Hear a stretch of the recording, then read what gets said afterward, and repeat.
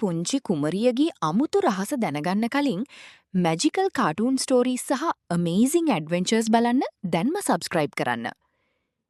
අමුතු යන්ත්‍ර හදන පුංචි කුමරිය.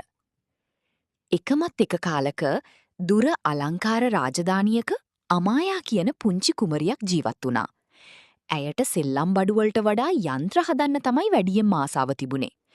වෙන ළමයි බෝනික්කෝ එක්ක සෙල්ලම් කරන වෙලාවේ අමායා පරණ ඔරලෝසු, කුඩා ලෝහ කැබලි සහ බොත්තම් එකතු කරමින් අලුත් දේවල් හදන්න උත්සාහ කළා. එක් දවසක් ඇය රාජමාලිගාවේ පරණ ගබඩාවට ගියා. එහිදී දූවිලි වැහිලා තිබුණු පුදුමාකාර පොතක් ඇයට හම්බ වුණා. පොතේ නම තිබුණේ අරුම පුදුම යන්ත්‍ර රහස් කියලා. අමායා උනන්දුවෙන් පොත කියවන්න පටන් ගත්තා.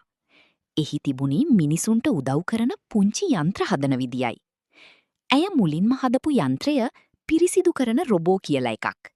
ඒ රොබෝයා මාලිගාවේ බිම පිරිසිදු කරලා, පොත් ලස්සනට අස් කරලා, මල්වලට වතුර දාන්නත් පටන් ගත්තා.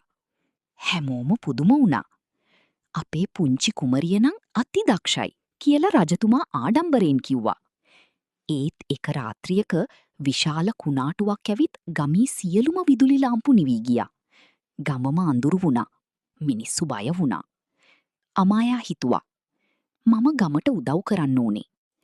ඇය මුළු දවසම වැඩ කරලා සුළඟී බලයෙන් ආලෝක යන්ත්‍රයක් හැදුවා. රෑවිද්දී ගමේ හැම තැනම ආලෝකය පිරීලා තිබුණා. ළමයි සතුටින් නටන්න පටන් ගත්තා. එදා සිට අමායා යන්ත්‍ර හදන පුංචි කුමරිය ලෙස ප්‍රසිද්ධ වුණා. ඇය හදපු යන්ත්‍ර හැමදාම මිනිසුන්ගේ ජීවිත ලස්සන කළා.